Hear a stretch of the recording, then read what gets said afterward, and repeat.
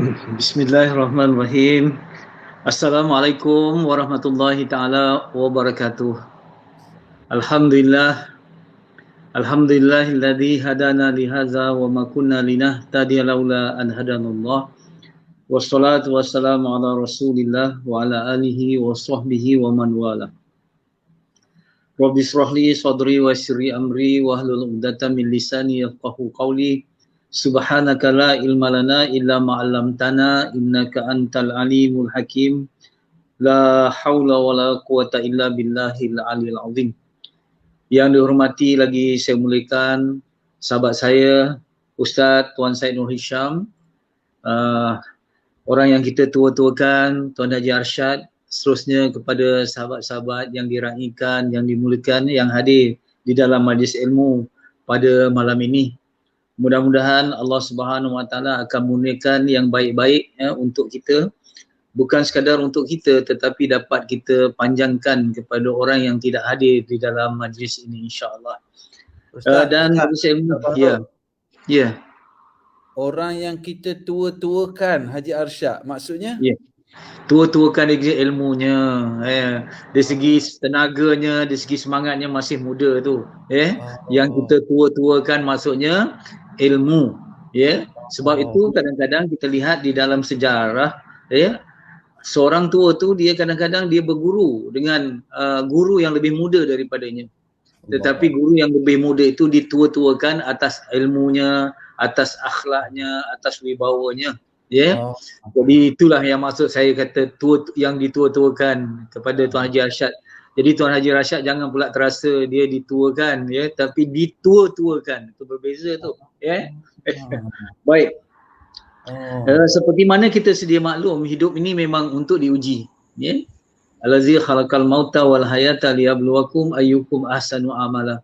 Allah jadikan mati dan hidup untuk menguji kita siapa yang terbaik amalannya. Jadi hidup ini untuk diuji. Life is to solve problem, atau orang barat. Hidup ini untuk menyelesaikan masalah. Tapi kita sebagai orang Islam, kita lebih proaktif lagi dan kita lebih dynamic. Kita tidak kata masalah, tapi kita kata kita diuji. Bila kita diuji artinya kita nak hadapi. Kita nak berjaya dalam ujian itu dan ada reward ataupun ganjaran selepas kita berjaya dalam ujian itu. Jadi subhanallah, bila kita diuji ni, ujian ni terbagi pada dua bentuk, Ustaz Tuan Syed. Satu yang kita sukai, satu yang kita tidak sukai. Ujian juga yang selalunya kita tersalah tanggap bahawa yang kita tidak sukai itu saja ujian. Tetapi yang sebenarnya yang kita sukai ataupun yang kita tidak sukai itu sama-sama ujian selagi kita hidup. Contohnya sihat, itu diuji. Sakit juga diuji. Tetapi selalunya kita kata bila sakit itu diuji, sihat tu tidak diuji. Tetapi sebenarnya sihat tu diuji. Miskin, kaya, dipuji, dikeji, berjaya, gagal. Hakikatnya itu semua ujian.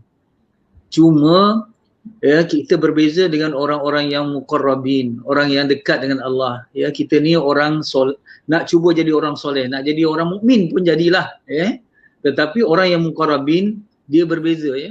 Mereka lebih takut kepada dan bimbang terhadap ujian-ujian yang mereka sukai berbanding dengan yang tidak mereka sukai. Artinya mereka lebih bimbang menghadapi ujian sihat, ujian dipuji orang, ujian kaya, ujian ternama. Itu yang mereka lebih takut berbanding dengan sakit, miskin, perkara-perkara yang lain, yang negatif kita katakan. Kerana apa? Kerana ujian-ujian dalam bentuk yang kita suka ni kadang-kadang lebih bahaya kerana dia boleh melalaikan dan melekakan kita. Tetapi kalau ujian-ujian yang bentuk yang kita tidak sukai, hati kita merintih pedih kembali kepada Allah. Mudah. Dan kita tidak ada pilihan. Selalunya bila dah suatu benda yang datang kepada kita ni dalam bentuk sakit, dikeji dan sebagainya, kita kata sabar je lah. Dah tak ada pilihan. Tetapi kalau kita diuji dengan ujian nikmat tadi, kaya, kita dipuji, kita dapat kesihatan, itu kita nak hadapi dengan syukur. Jadi rupa-rupanya untuk menjadi orang yang syukur lebih sukar daripada nak menjadi orang yang sabar. Itu. Kerana orang sabar tak ada pilihan, orang syukur ada pilihan. Ya. Jadi sebab itu, subhanallah, marilah kita pada malam ini kita bincangkan, kita orang awam ni. Ya, kita lebih terkesan dengan ujian-ujian yang kita tidak sukai. Ujian-ujian yang kita tidak suka inilah dikatakan musibah. Ya, lebih spesifik lagi. Musibah itu sebahagian daripada ujian. Ya, jadi kita nak fikir ataupun kita nak lihat sekarang ni bagaimana apabila kita ditimpa musibah, bagaimana kita nak tabah. Bagaimana kita nak sabar. Selalunya Tuan Syed, apabila kita sakit ke, kita gagal, kita terpisah ke dalam keadaan duka cita, orang akan pesan pada kita, sabar ya. Selalunya gitu, tabah ya. Ataupun kalau kita tengok kawan kita pula ditimpa musibah, kita pula kata sabar ya. Tapi kadang-kadang pesan-pesan sabar ni dia dah macam satu yang klise. Klise ni maksudnya dah jadi basa-basi. Orang kata sabar. Hanya ucapan-ucapan ritual yang tidak mempunyai makna yang mendalam dan meresap ke dalam jiwa kita. Hingga kadang-kadang pesan sabar itu sudah menjadi suatu yang biasa saja. Dan orang merasakan dia tidak praktikal. Ya, kamu boleh cakaplah sabar sebab kamu tak tanggung. Berat-berat mata yang memandang, berat lagi bahu yang memikul. Jadi akhirnya pesan sabar ini dianggap tidak praktikal dan tidak relevan dalam keadaan kita ditimpa musibah ataupun kita berpesan kepada orang yang kena musibah. Saya pernah berdepan dengan mutawif yang nak bawa jemaah-jemaah haji ya. Kan dalam perjalanan menuju haji ni memang ujian lah. Tak kira lah yang package berapa-berapa, semua ada ujian masing-masing. Jadi hingga dipesankan kepada mutawif ni, jangan kata sabar kalau ada masalah kepada orang yang dibawa tu. Jangan kata sabar. Sebab dia kata kalau sabar, kalau bas tak ada, jangan kata sabar. Bas lambat ke hotel lambat, jangan kata sabar. Nanti orang marah. Kenapa? Dia penyelesaian. Ya, jangan kata sabar. Tapi penyelesaiannya macam mana bas ni lambat? Ya, penyelesaiannya macam mana kalau hotel ni tak begini-begini. Subhanallah, sampai begitu sekali. Ya. Jadi sebenarnya pesan sabar ni tetap relevan. Tetap signifikan. Sebelum saya ulas itu dulu, kejap izinkan saya sikit Tuan Syed ya, katakan bahawa apa yang dimaksudkan dengan sabar ni. Sabar ni mudah saja, saya tidak ambil definisi yang berbentuk intelektual sangat, kita ambil yang mudah kita hadam dengan fikiran kita. Sabar ni artinya menahan, itu je. Sabar artinya menahan. Dalam praktikalnya sabar itu ialah menahan lidah, menahan tindakan, menahan lisan dan perbuatan daripada melakukan sesuatu yang bertentangan dengan akidah, syariat dan akhlak Islamiah ketika ditimpa musibah. Itu je. Ya, apabila ditimpa musibah sakit misal kata, jangan kita ucapkan, jangan kita perbuatkan suatu-satu tindakan yang boleh mencejaskan akidah kita ataupun yang menjejaskan syariat ataupun akhlak kita. Contohnya, kenapa aku saja diuji, orang lain tak diuji? Tuhan, apa dosa aku? Kau kenakan begini. Jadi itu adalah ayat-ayat protes. Dan akhirnya kita membuka pintu kepada syaitan, iaitu dengan dua perkataan, jika dan kalau. Ya, kalau aku tak buat macam ni tak kena macam ni. Jika aku tak keluar hari itu tak accident. Jadi perkataan jika dan kalau ini adalah suatu yang bertentangan, yang boleh menjejaskan kalau tak akidah kita pun syariat kita, kalau tak syariat kita pun akhlak kita. Sekarang pertanyaan saya, relevan ke pesan sabar ini? Subhanallah, kalau kita lihat daripada sejarah tetaplah relevan kerana ia adalah satu teladan yang ditunjukkan oleh Rasulullah sallallahu alaihi wasallam sendiri. Tengok ya, ketika Rasulullah berdepan dengan keluarga Yasir, iaitu Yasir, Sumayyah dan Ammar, mereka disiksa di padang pasir ya, dalam keadaan yang sangat kritikal. Rasulullah tak boleh nak buat apa-apa. Apa pesan Rasulullah? Sabar bagimu Yasir, keluarga Yasir, bagimu syurga. Itu je. Sabar. Keluarga Yasir, bagimu syurga. Jadi subhanallah, ketika Khabbab bin Al-Arat bertemu dengan Rasulullah, waktu itu terlalu terdesak oleh siksaan-siksaan daripada kafir Quraisy, dan Rasul berada di tepi dinding Kaabah, kata gitu, mata Nasrullah, bila datang lagi bantuan Allah ni? Rasulullah kata, sabar. Jadi kalau kita kata pesan sabar ini tidak signifikan, pesan sabar ini tak betul, ini menunjukkan bahawa kita tidak faham sirah Rasulullah ataupun kuduah yang ditunjukkan oleh Rasulullah ketika berdepan dengan musibah. Sama ada yang ditimpa kepada sahabat-sahabatnya ataupun yang menimpa Rasulullah sendiri. Subhanallah. Kalau gitu kita kata, bagaimana pesan sabar yang diucapkan oleh Rasulullah hingga dapat menenangkan hati Yasir dan Sumayyah serta Ammar. Itu yang persoalannya. Yang ni langkah-langkah untuk sabar ni, supaya nanti kalau kita lihat bagaimana Rasulullah bercakap dari hati, berpesan dari hati, jatuh ke hati. Dan bagaimana pesan sabar yang dilahirkan oleh Rasulullah itu syarat dengan pengertian-pengertian yang tersirat, dan Sumayyah serta Yasir pun menerimanya dalam keadaan yang memahami perkara-perkara yang tersirat dan hikmahnya. Itu yang kita nak lihat, supaya nanti bila pesan itu kita terima, pesan itu kita berikan, orang dapat memahaminya, bukan sekadar ucapan-ucapan yang klise, bukan ucapan-ucapan yang orang kata hanya biasa-biasa saja itu. Jadi di sinilah saya selalu katakan, usah dipinta hidup yang mudah.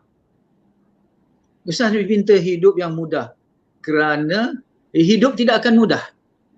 Kerana hidup ini kalau kita lihat dimulakan oleh tangisan, seorang bayi dilahirkan dengan tangisan, dicelahi hidup ini dengan tangisan. Hidup ni, episod-episod hidup ni macam kita mengupas kulit bawang, selai demi selai, kita akan ada tangisan. Dan hidup ini akan diakhiri oleh tangisan. Ini yang Allah Subhanahu Wa Taala tegaskan dalam surah Al-Balad ayat yang keempat. Apa dia? Laqad khalaqnal insana fi kabad. Maksudnya sesungguhnya kami jadikan manusia itu sentiasa dalam menghadapi kesulitan dan kesukaran. Itu sunatullah dalam hidup. Sebab itu jangan minta hidup yang mudah, ataupun tak salah minta hidup yang mudah, tak kira tak. Tapi lebih baik minta hati yang tabah untuk menghadapi hidup tu. Dan hati yang tabah tu macam mana? Sekarang ini kita nak tahu yang macam mana. Jadi saya serahkan kepada Ustaz Tuan Syed untuk apa-apa yang boleh kita ini, nanti kita pergi terus 5 langkah untuk kita tabah, ataupun 5 langkah menuju tabah, insya-Allah. Ustaz, hebatnya sabar ni sehingga Sumayyah dan Yasir, dia orang miskin. Dia orang miskin, bahkan Yasir itu bukan asal orang Mekah pun, orang Yaman. Dia dapat menumpang je di Mekah ni. Tetapi nama Sumayyah mewangi sampai ke akhir zaman, sampai kiamat. Sumayyah dengan Yasir tak sempat nak hijrah pun ke Madinah.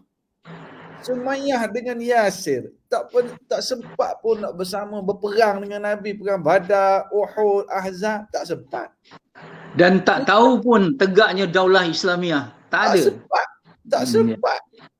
Walaupun mereka beberapa ketika saja bersama Nabi SAW, tetapi dengan sabar mereka jadi mulia. Allahu Akbar. Sumayyah. Ustaz buat nasyid kan tajuk Sumayyah tu kan? Allahu Akbar. Itu yang dikatakan, kalau orang yang sabar ni daripada iman. Bila ada iman, orang tu akrab dengan Allah kan. Itu yang dikatakan, kalau kita katakan bahawa apabila kita akrab dengan Allah, itu yang dikatakan, walaupun jasadmu milik Tuhan tetapi hatimu milik Tuhan. Jadi apabila seorang tu akrab dengan Allah, selalu dikatakan, when God is your friend, who is your enemy? Apabila kita akrab dengan Allah, tidak ada siapa yang dapat memusnahkan kita. Kalau tengok Umayyah bin Khalaf hanya dapat membunuh ataupun menombak jasad Sumayyah, tapi hati Sumayyah tetap milik Tuhan. Hati Sumayyah tetap dengan Allah Subhanahu Wa Taala. ya, kemerdekaan itu pada hati. Berapa ramai orang sekarang ni, ya, dia bebas jasadnya tetapi hatinya sudah dibelenggu ataupun telah dijajah dengan dunia, dengan manusia dan sebagainya. Ini berbezanya, ya. Kemerdekaan tu pada hati dan fikiran. InsyaAllah. Allahu Akbar. Jadi sekarang ni walaupun jasadmu wahai Sumayyah milik Tuan, tetapi hatimu milik Tuhan. Oh, cantik. Okey. Cantik semua. Baru. Jadi sekarang ni bagaimana step-step untuk kita dapat sabar? Kalau tidak kita cakap gitu sajalah. Yang pertama Tuan Syed, ini sama-samalah, saya bukan nak mengajar, lebih nak mengajak. Sebab perkara-perkara ini satu perkara-perkara yang asas. Tentang sabar ni dah banyak orang sampaikan, kongsikan. Yang pertama saja, apabila ditimpa saja musibah, sakit ke apa saja, terus ucapkan inna lillah wa inna ilaihi rajiun. Ini dalam Quran. Yang dikata allazina iza asabathum musibah qalu inna lillahi wa inna ilaihi rajiun. Jadi kalau kita ucapkan istirja ini, tapi kalau kita tidak faham maknanya, ucapan ini hanya jadi ucapan mulut, bukan dihayati oleh hati. Jadi saya nak bahagikan dua. Lepas ni kalau kita sebut inna lillahi wa inna ilaihi rajiun, dia dah kesan dalam hati, bukan pada ritual tapi pada substance dia, pada isi dia. Pertama, inna lillah, kami ini milik Allah. Bila datang saja musibah, terus katakan pada hati, kami ini milik Allah. Bila kita kata kami ini milik Allah, artinya kita ni hamba Allah. Bila kita hamba Allah, kita layak diuji. Itu penting. Kita layak diuji. Kita tidak lagi menafikan bahawa kenapa aku yang kena, apa dosa aku, tidak. Aku hamba Allah, aku layak diuji ya Allah. Ini kalau kita tengok penerimaan pada hati. Ini baru dikata accept. Selagi kita tak accept, kita tak boleh adjust. 2A, accept dan adjust. Ya. Jadi mula-mula kita kena accept, aku ni layak diuji. Ya, aku ni memang banyak dosa. Aku ni hina ya Allah. Ini rasa-rasa kehambaan. Apabila Allah uji, kita kata aku hamba-Mu ya Allah. Dari tak ada kepada ada, daripada air mani yang hina, aku sekarang ni tak ada apa-apa. Kalau Allah nak ambil nyawa aku, buat apa je, aku ni hanya hamba. Itu pertama. Inna lillah wa inna ilaihi rajiun. Tuan Syed, apabila sahabat-sahabat yang dikasihkan, apabila kita menerima hakikat kita hamba dan kita layak diuji, dia ada ketenangan situ. Dia ada sedikit ketenangan. Sebab sabar ini pada tamparan yang pertama. Jadi pada tamparan yang pertama terus saja inna lillah. Ini kami hamba Allah. Kami ini milik Allah. Yang kedua, wa inna ilaihi rajiun, dan kepada Allah kami akan dikembalikan. Bila kata kami ini akan dikembalikan kepada Allah, kita akan bertemu dengan Allah di hari akhirat, sama ada dua tempat dia, syurga atau neraka. Syurga tempat setinggi-tinggi nikmat yang tak dapat dibayangkan dengan fikiran, tak dapat dibayangkan dengan perasaan. Ya, sekiranya kita menderita hidup kita selama di dunia, dapat saja nikmat syurga terlupa. Allahu Akbar. Terlupa. Ya. Dan di neraka itu siksa yang paling dahsyat. Dalam hadis mengatakan bahawa siksa yang paling ringan di neraka, yang paling ringan iaitu dipakaikan kasut daripada bara api neraka menggelegak otak. Jadi bila kita rasa itu siksa yang paling ringan, ya, dengan dosa yang paling ringan, itu bukan mengumpat disebut di dalam Al-Quran, artinya itu dosa bukan dosa kecil. Ya, dosa-dosa yang disebut dalam Quran dan hadis itu besar, semuanya dianggap besar, bukan atas dosa itu tetapi kepada siapa kita berdosa. Jadi bila kita kenangkan, ya, siksa yang paling dahsyat dan paling hebat di neraka, penderitaan dunia ni kecil dah. Kalau kita sakit pun hujung kepada sakit kematian. Bila kematian habis cerita, betul Ustaz? Tapi di neraka la yamutu fiha wala yahya. Dia tak hidup, dia tak mati. Diseksa, diganti kulit baru lagi dalam keadaan selama bila? Selama-lamanya. Sampai bila? Sampai bila-bila.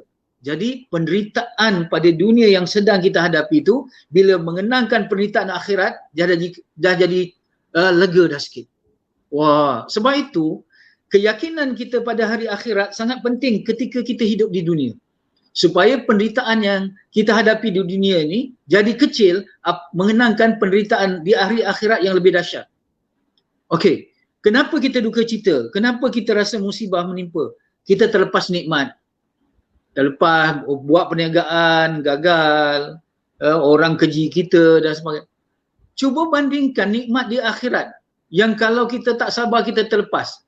Nikmat akhirat tu subhanallah, makannya, minumnya, bidadarinya hebat. Walaupun kalau tengok orang-orang yang dekat dengan Allah, mereka bukan syurga dan neraka lagi. Mereka nak Allah, pemilik syurga dan neraka. Tapi bagi kita orang awam ni, tak salah. Ya, masih dalam ruang ikhlas lagi. Kalau kita melakukan kebaikan, kita nak kepada syurga. Sebagai contohnya, Tuan Syed, ya, bandingkan nikmat dunia dengan nikmat akhirat dan azab dunia dengan azab akhirat. Kita duduk ni, tiba-tiba kita nampak lipan nak sengat kita dalam jarak 3 meter. Lipan datang pada kita, tetapi bila kita dongak dalam 100 meter kita nampak harimau yang sedang mengaum. Saya nak tanya Tuan Syed, kita nak kenangkan lipan yang 3 meter ke harimau yang 100 meter? Kita tentu fikir harimau walaupun 100 meter tapi dia punya cengkam berbanding dengan lipan. Betul? Jadi itu yang menyebabkan jiwa kita besar tu. Sebab tu saya katakan masalah jadi kecil apabila cita-cita kita besar. Cita-cita kita nak lepas daripada neraka, nak dapat syurga. Contohnya Tuan Syed baru ni saya nampak ada pergi mancing ikan ni. Kalau kita nak pancing tenggiri, dia punya umpannya ialah sotong. Sotong berharga Tuan Syed, tapi kalau nak dapat tenggiri kita kena korbankan sotong untuk dapat tenggiri. Jadi sotong ni macam nikmat dunia, tenggiri tu macam nikmat akhirat. Sebab itu siapa yang mengorbankan sotong ni tu yang bijak. Sebab tu Rasulullah kata orang yang bijak ialah orang yang banyak menghati-hati dan membuat persiapan untuk menghadapinya. Jadi orang yang bodoh ni apa? Dia nak sotong yang kecil, dia tak nak tenggiri yang lebih besar. Ya, dia nak nikmat dunia yang sementara, dia lupakan nikmat akhirat yang walal akhiratu khairul laka minal ula walal akhiratu khairu abqa dan sebagainya. Fudail bin Iyad dia buat satu tamsilan antara tembikar yang mudah rosak, ya, okey, kata tembikar yang mudah rosak dengan mangkuk emas, dua. Mana yang kita pilih? Tentulah kita pilih emas daripada tembikar yang mudah rosak. Tetapi kalau tembikar tu tahan, tapi emas tu emas yang mudah luntur, yang emas Zulian lah kata, kita nak lagi tembikar yang tahan daripada emas yang mudah luntur. Tetapi akhirat itu ialah emas yang tahan lasta, yang tahan lama berbanding tembikar dunia ni dah murah dan mudah pecah. Sebab tu dikatakan selai rumput di dunia ini lebih hebat, lebih baik daripada dunia dan segala isinya. Selai rumput, minta maaf, selai rumput di syurga. Ya, ini yang kita katakan. Sebab itu ketika seorang wanita dia bertemu dengan Siti Aisyah, dia kata hatiku resah ya Ummahatul Mukminin. Dia mengadu. Apa kata Siti Aisyah? Ingat mati. Ingat mati. Zikir maut, ya. Kemudian beberapa hari kemudian dia jumpa Siti Aisyah, dia kata hati dia dah lega dah. Bila banyak ingat mati, kesedihan dia hilang. Kerana apa? Kerana para sahabat apabila dia ingat mati, dia bukan macam kita. Dia memang menghayati soal-soal syurga, neraka, kubur dan sebagainya. Jadi ini yang katakan, inilah intipati yang menyebabkan Sumayyah, ya, dia lega apabila Rasulullah kata sabar bagimu keluarga Yasir, bagimu syurga. Ini yang menyebabkan Siti Asyah ketika dia sedang diseksa oleh suaminya Fir'aun, dia kata apa? Ya Allah, binakanlah aku rumah di dalam syurga. Inilah ucapan istirja yang hakiki apabila disebut pada hati kita dan bila kita pesan pada orang, dia akan memberi kesan. Itu langkah pertama. Okey, Tuan Syed, kalau ada apa-apa yang nak ditambah, silakan Tuan Syed. Allah Rabbi. Ustaz sebut tadi tentang analogi supaya kita nampak nikmat di dunia yang kita sanggup korbankan untuk dapat nikmat di hari akhirat nanti.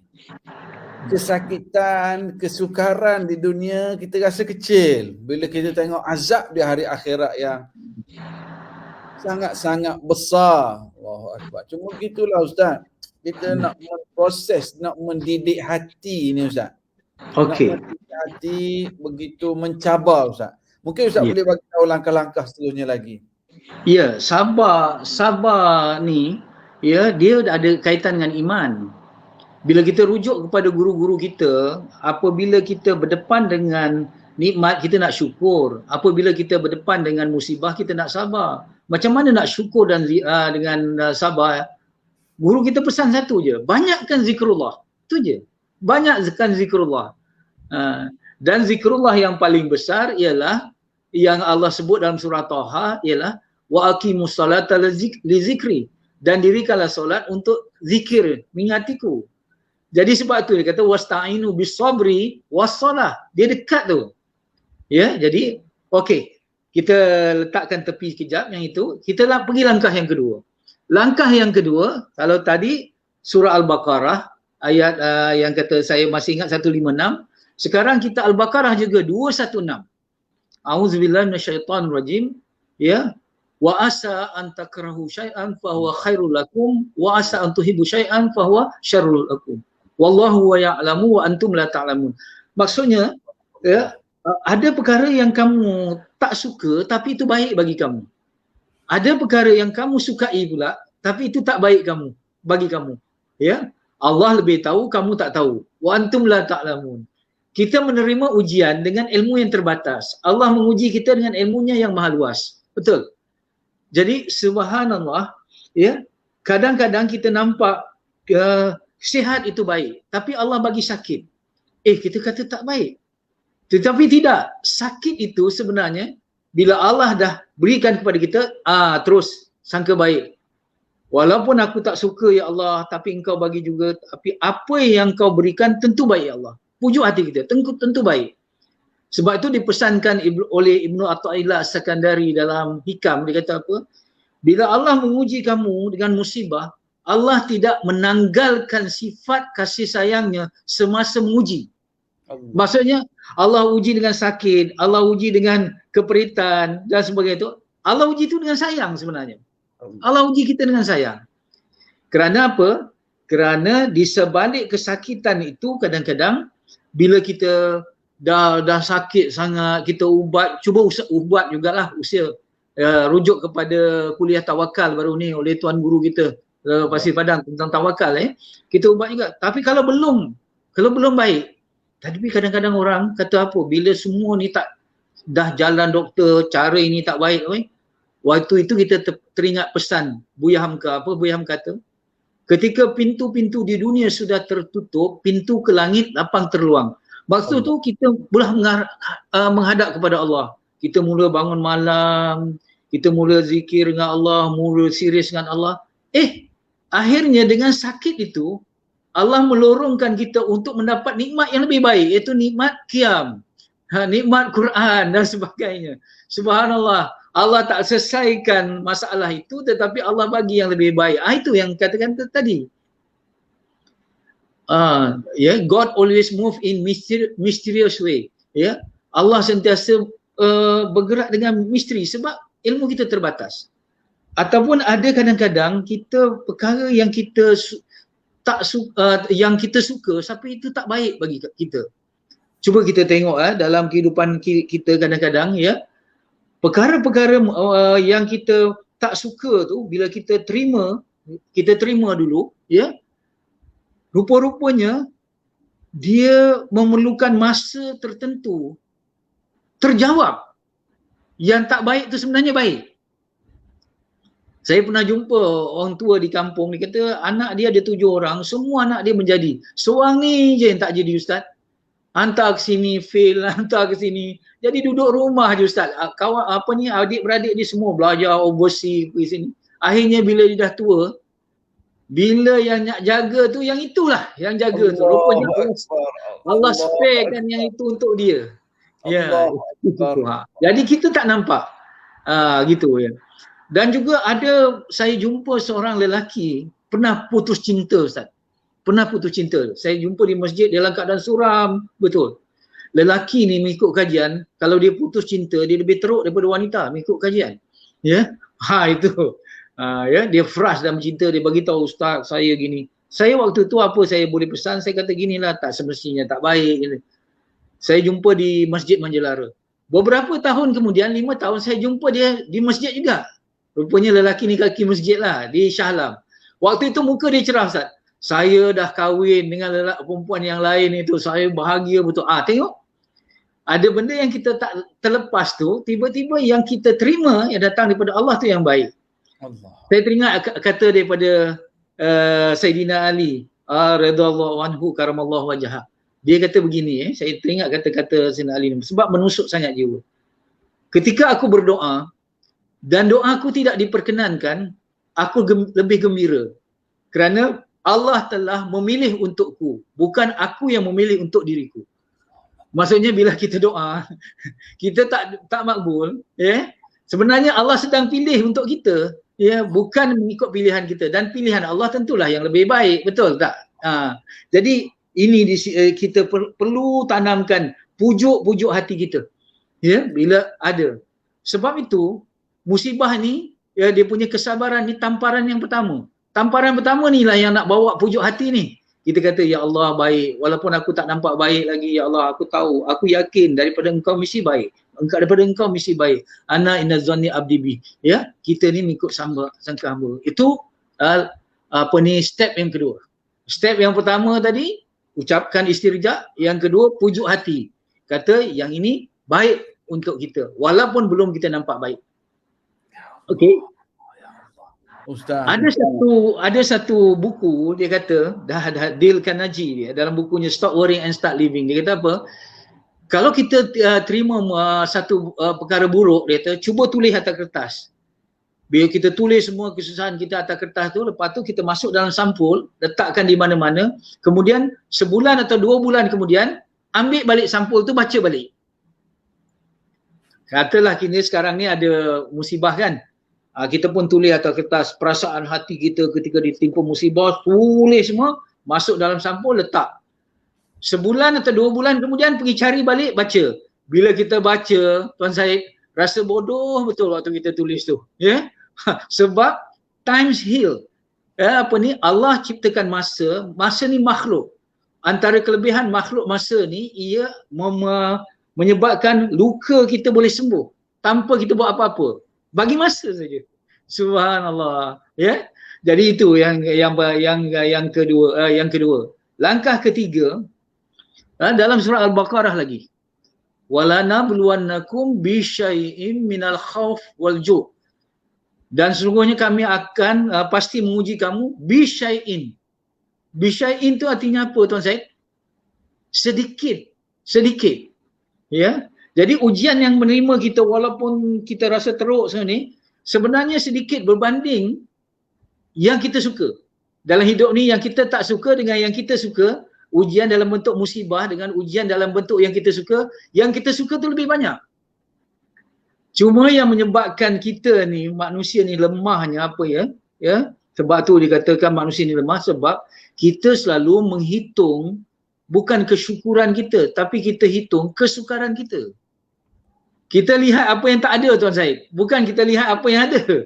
Subhanallah, Sebab itu dia ajar ketika kita menghadapi musibah, katalah sakit. Cuba bandingkan, kita ni dalam hidup banyak sakit ke banyak sihat? Banyak kenyang ke banyak lapar? Banyak dikeji ke banyak dipuji?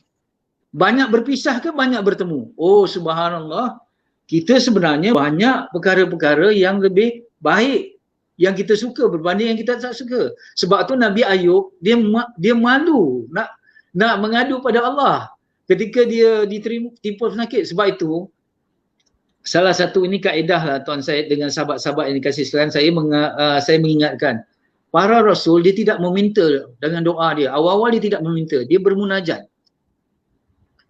Apa beza munajat dengan meminta, berdoa meminta? Munajat ni dia sebut kelemahan dia, kehinaan dia dulu. Dia tak minta, ya Allah, Nabi Yunus ketika ditelan ikan nun, bertemu 3 kegelapan, gelap malam, gelap laut dengan gelap perut ikan. Dia tak minta kepada Allah, ya Allah keluarkan aku daripada kegelapan ini, tidak. Apa yang disebut? La ilaha illa anta. Itu munajat. Rasulullah ketika dibaling dengan batu-batu di Taif, apa Rasulullah kata? Ya Allah, aku adukan kelemahanku. Kepada siapa yang engkau serahkan aku? Kepada orang jauh yang menolak aku ataupun Rasulullah mengadu akan kelemahannya. Jadi ini satu kaedah. Apabila kita ditimpa musibah, first thing first, jangan minta dulu dilepaskan daripada musibah itu, tetapi mulakan dengan mengakui kehinaan kita, dosa kita, kehambaan kita kepada Allah. Ini yang ditunjukkan oleh para nabi dan para rasul. Ya insya-Allah. Kemudian kita tengok, kalau kita diuji dengan sedikit, ya silakan. Bila relate tadi, bila fokus kepada masalah, itu jadi bila doa tu dia gelojoh nak minta, nak cepat. Tapi bila dia fokus kepada mungkin silap aku, mungkin dosa aku, di situ akan lahir munajat dan mengadu. Ya. Itu sebenarnya Tuan Syed, Allah sebenarnya sayang dan suka mendengar rintihan hamba-Nya. Pengakuan berdosa, orang yang berdosa lebih Allah suka dengar daripada tasbih para wali. Ada dikatakan begitu. Subhanallah, sebab itu saya terkejut apabila saya tiba pada satu kesimpulan apabila saya mendengar kuliah-kuliah daripada Tokku lah, rupa-rupanya Ustaz, dengar Ustaz, ini satu yang kedua. Rupa-rupanya cara untuk kita bersabar ialah dengan bersyukur. Macam mana? Maksudnya, kita sekarang ditimpa sakit ataupun ditimpa dengan kemiskinan, cuba tengok apa yang kita ada. Cuba tengok berapa lama kita sihat.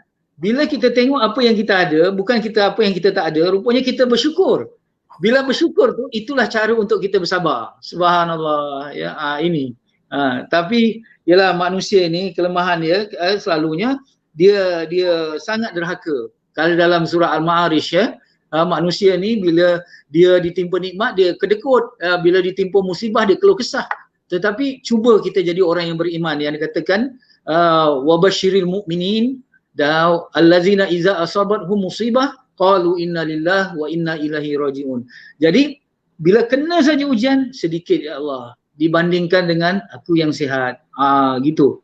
Supaya kita dapat melihat perkara-perkara yang kita ada tu menyebabkan jiwa kita besar. Ini kaedah yang diajar oleh Rasulullah sallallahu alaihi wasallam.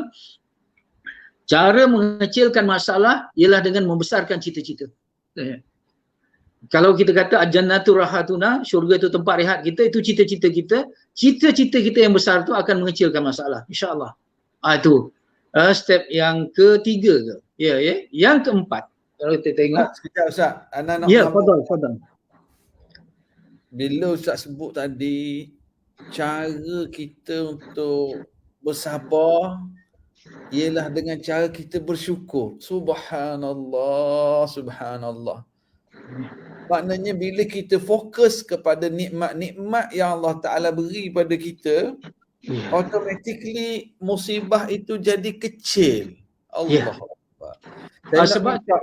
Saya nak minta sahabat-sahabat kita yang sedang menonton sekarang, tolong ambil nota ni. Tolong tulis di ruangan komen apa yang Ustaz Fahruz sebut tadi. Cara untuk bersabar ialah dengan kita bersyukur. Subhanallah.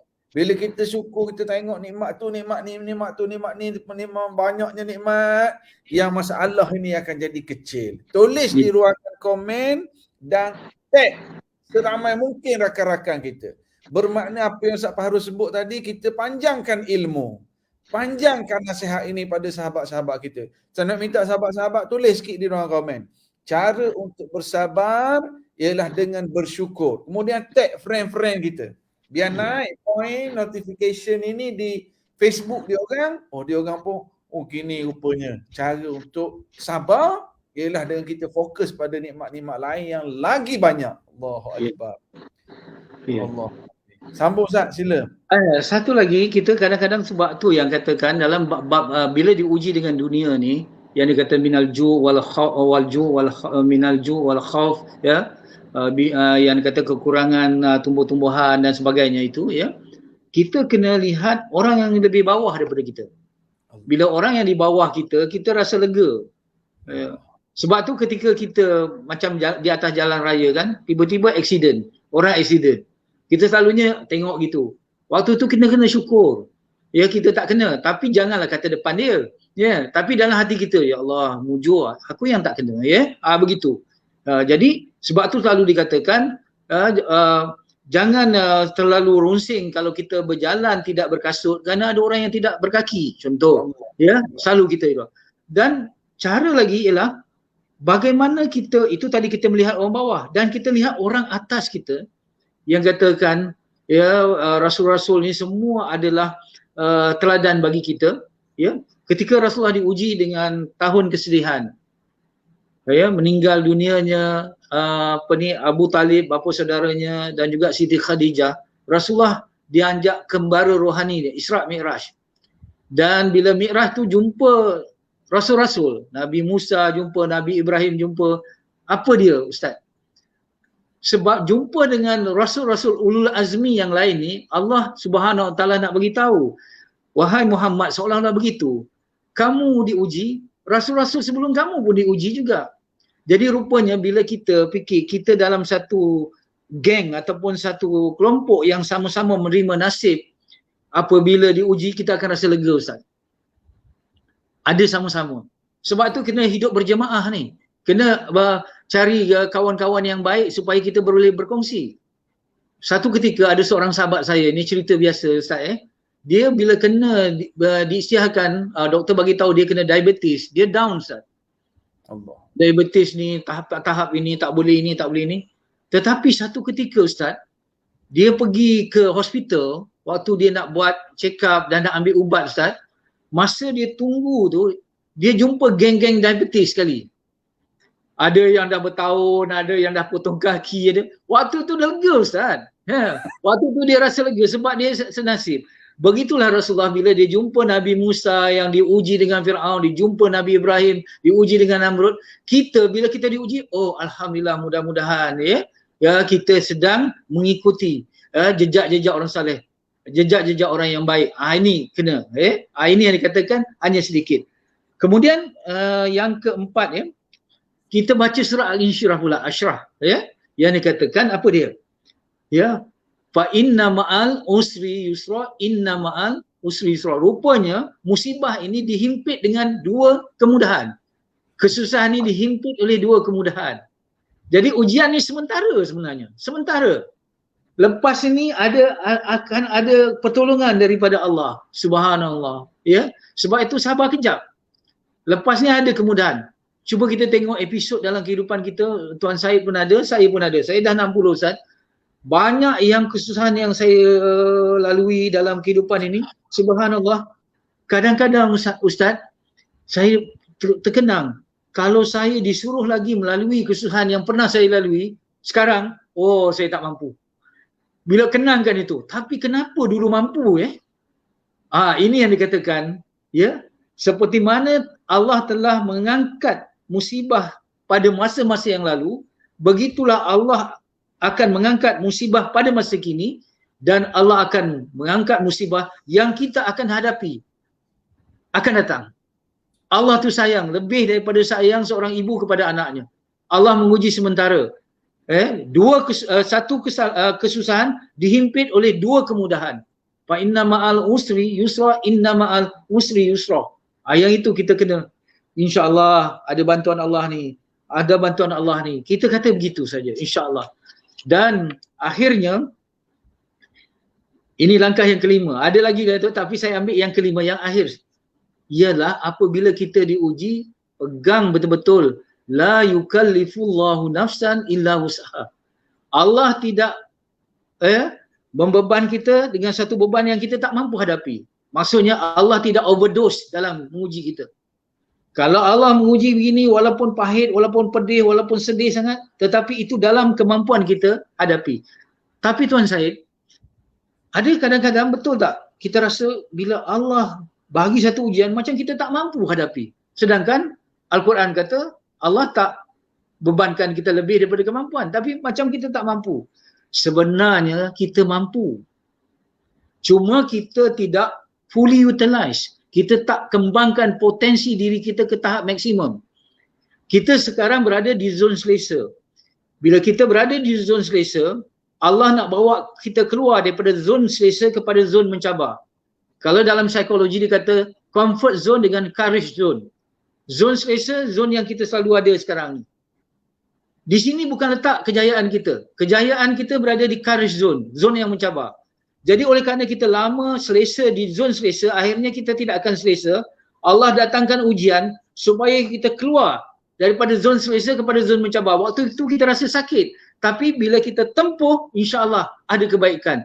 Sebab tu di dalam ilmu tasawuf dikatakan ujian ini adalah mihnah. Mihnah apa? Didikan dari Allah. Saya gunakan kaedah sedikit lah Tuan Syed. Vaksin hati. Ujian ini adalah vaksin. Vaksin ni apa? Vaksin adalah virus yang sudah dimatikan ataupun dilemahkan. Vaksin. Kemudian disuntik dalam tubuh kita. Dalam tubuh kita ni dah ada mekanisme yang Allah Subhanahu Wa Taala dah bina. Bila sentuh saja dengan virus, walaupun virus tu dah lemah, dia keluar antibody Zat. Dan dia boleh lawan virus tu kerana virus tu lemah. Bila dia dah keluar, virus yang betul-betul COVID-19 datang, dia dah bersedia dah. Jadi rupanya ujian ini datang pada hati kita sebagai vaksin untuk mengeluarkan kekuatan kita supaya nanti kita menjadi lebih kuat untuk menghadapi ujian-ujian lebih besar. Allah. Jadi ini yang dikatakan Allah Subhanahu Wa Taala, contoh, ya, matikan semua orang yang Rasulullah sayang. Ayahnya meninggal dunia sebelum Rasulullah lahir, ibunya pada usia 6 tahun, kemudian datuknya, ya, kemudian bapa saudaranya, kemudian isterinya, kemudian 6 orang anak Rasulullah semua meninggal dunia. Kerana apa? Itu vaksin hati untuk Rasulullah ni dapat kekuatan, sebab Rasulullah kata, ya, kalau aku boleh mengambil kekasih, nescaya aku akan mengambil Sayyidina Abu Bakar menjadi kekasihku. Tetapi kekasihku yang sebenar ialah Rafiqul A'la, iaitu Allah Subhanahu Wa Taala. Jadi itu rupanya hujah orang-orang yang Rasulullah sayang dimatikan seorang demi seorang kerana itu adalah silbus mihnah kepada Rasulullah. Adabani Rabbi fa ahsanu ta'dibi. Aku ni dididik oleh Allah dan Allah mendidikku dengan sebaik-baik. Ya. Tapi bagi Rasulullah didikannya beratlah. Sebab Rasulullah tu subhanallah imannya tinggi. Kemudian mengikut sumal amsal ke amsal, betul. Jadi kita ni kadang-kadang diuji dengan sakit. Diuji dengan berpisah sedikit, dengan isteri sikit, musafir. Kemudian adalah perniagaan tak menjadi sedikit. Supaya apa nak? Wala nuzikannakum minal azabil adna dunal azabil akbar. Apa? La'allahum yarji'un. Supaya kita kembali kepada Allah. Dan kembali pada Allah itulah kekayaan, kekuatan, kehebatan yang sebenar. Itulah 5 step untuk kita, langkah-langkah kita menuju tabah berpandukan ayat Quran yang ringkas-ringkas saja. Ya, insya-Allah. Ustaz, cantik ni ada sedikit perkongsian daripada sahabat kita yang menonton ni, mungkin kita boleh menyapa sikit apa yang Kak Norzila sebut ni. Saya ni dah 18 tahun sakit, berkerusi roda dan kena makan ubat setiap hari without fail. Tapi saya belajar pujuk diri, sabar dan belajar pergantungan Allah lebih daripada manusia. Allah lah yang membantu saya selama ini. Ini Kak Nozila Abdul Kadir yang subhanallah dia cerita keadaan dia. Cuma sebelum saya nak minta Ustaz Fahrus ulas sedikit apa yang Kak Nozila lalui ini, untuk makluman sahabat-sahabat saya, dihubungi oleh ada penonton kita, salah seorang penonton kita pada malam ni, dia nak hadiahkan buku kisah buah hati ni. Ada 5 biji buku dia nak hadiahkan kepada yang sedang menonton secara percuma. Jadi kalau ada yang nak buku kisah buah hati ni secara percuma, tulis je di ruangan komen, saya nak buku kisah buah hati.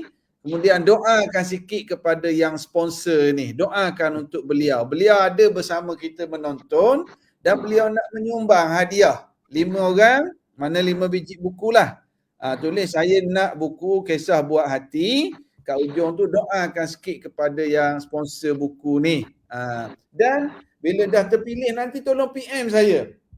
Tolong PM saya nama, alamat, nombor telefon sebab saya nak post. Macam semalam ada seorang yang belum. Siti Maisarah, kalau ada lagi sekarang ni Siti Maisarah terpilih, tolong PM juga saya yang semalam punya. Ustaz Farouk, yang ni akak Nozila kita, dia dah 18 tahun diuji berkerusi roda, tapi dia sabar dan pergantungan kepada Allah. Dan dia kata Allah yang bantu dia selama ni. Sila Ustaz Farouk. Allahu Akbar. Ya, kalau kita lihat kaki, kalau kita sakit kaki, kita hanya lemah untuk melangkah, dalam perjalanan. Tetapi kalau kita sakit hati, kita hilang tujuan dalam hidup. Berapa banyak orang yang kakinya sihat tapi hatinya tak sihat. Akhirnya kaki itu melangkah kepada maksiat. Tetapi kita punya hati yang akrab dengan Allah, pergantungan kita dengan Allah, walaupun kaki kita sakit sikit, tetapi perjalanan kepada Allah bukan ditentukan oleh kaki tapi oleh hati. Sebab tu selalu saya katakan jarak antara masjid dengan rumah kita bukan ditentu oleh jarak kaki tapi oleh jarak hati.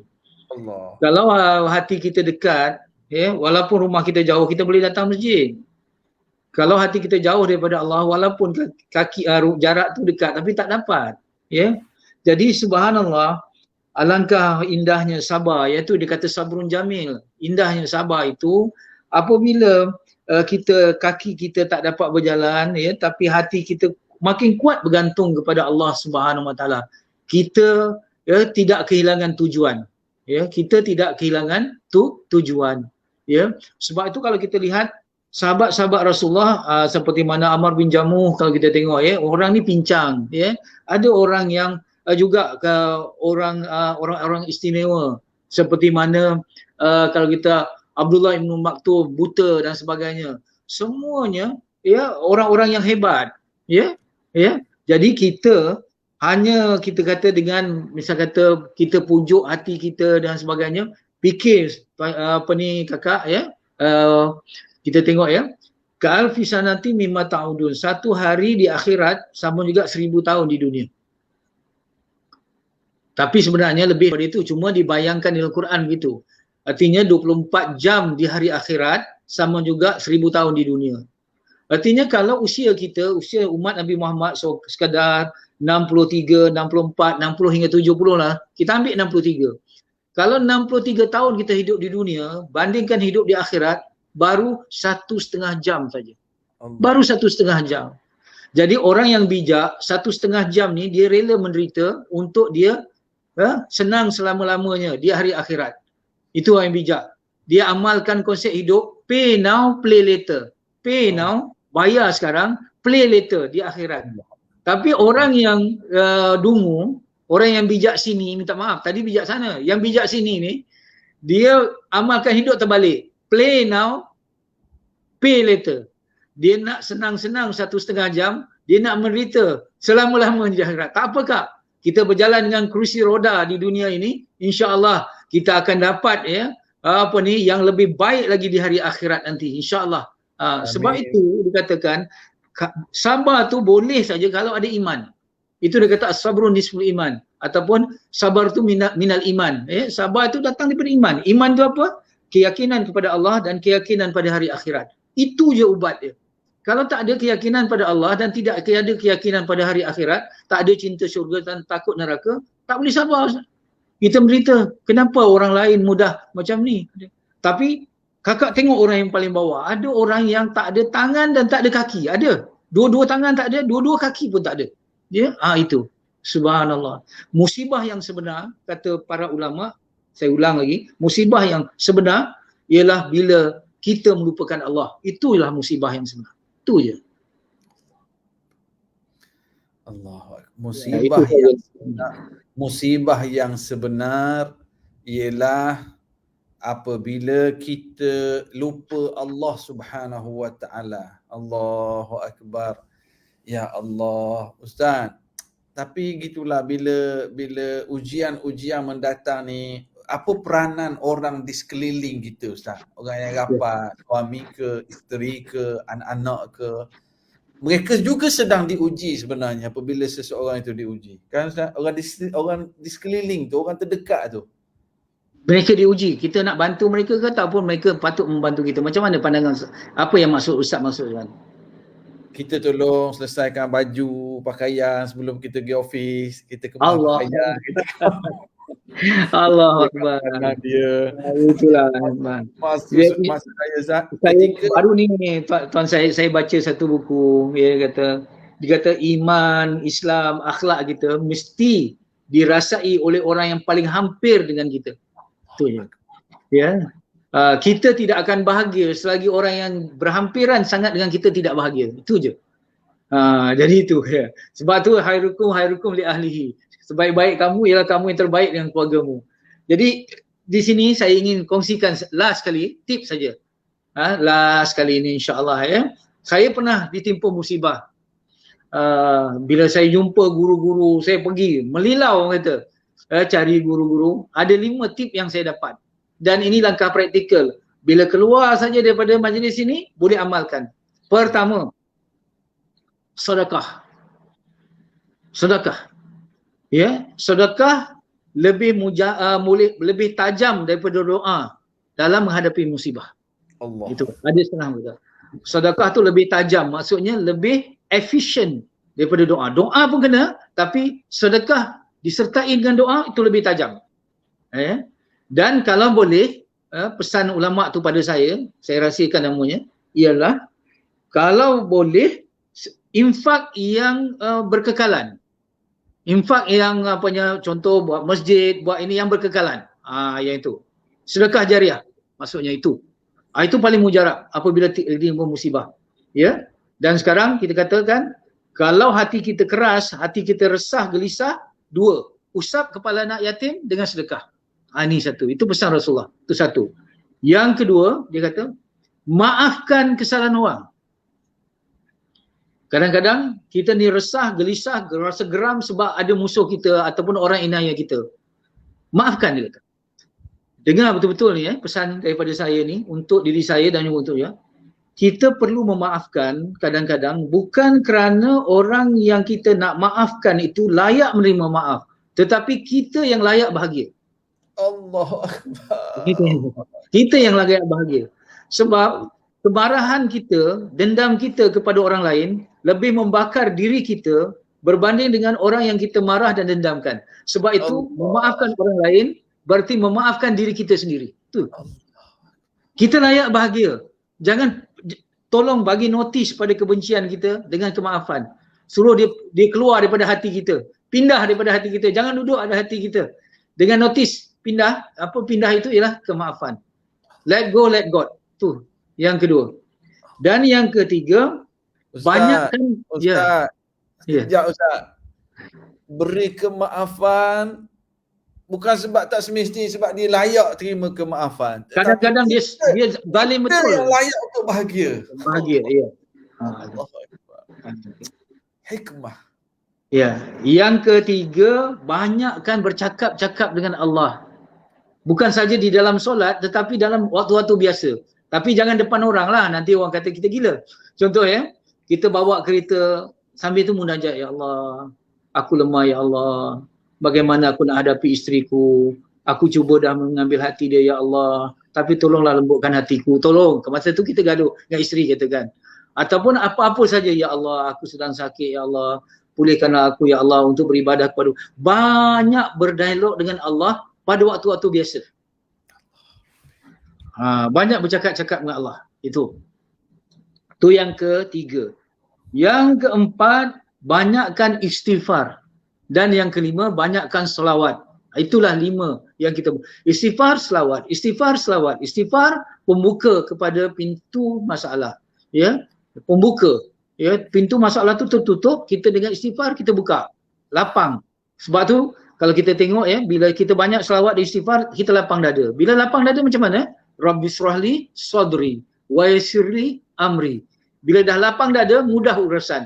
Kadang-kadang urusan ni nampak kusut sebab dada kita tak lapang. Sebab tu Nabi Musa dia minta lapang dada dulu. kemudian bila lapang dada, baru dipermudahkan urusan, insya-Allah. Jadi kadang-kadang kita cuba ini, rupanya Allah bagi mudah saja. Ya, Allah bagi mudah. Kita utang kita banyak, tiba-tiba ada orang kata, kita nak, ya Allah susahnya utang ni, macam mana nak jadi, tiba-tiba dia call, saya halalkan. Ataupun ada kawan kita, kamu ada masalah apa-apa, saya bayarkan utang kamu. Oh subhanallah, banyak perkara yang berlaku. Ajaib, ajaib. Apabila kita amalkan istighfar dan selawat. Ya. Dan kalau nak tambah lagi, banyakkan solat hajat dan solat taubat, insya-Allah.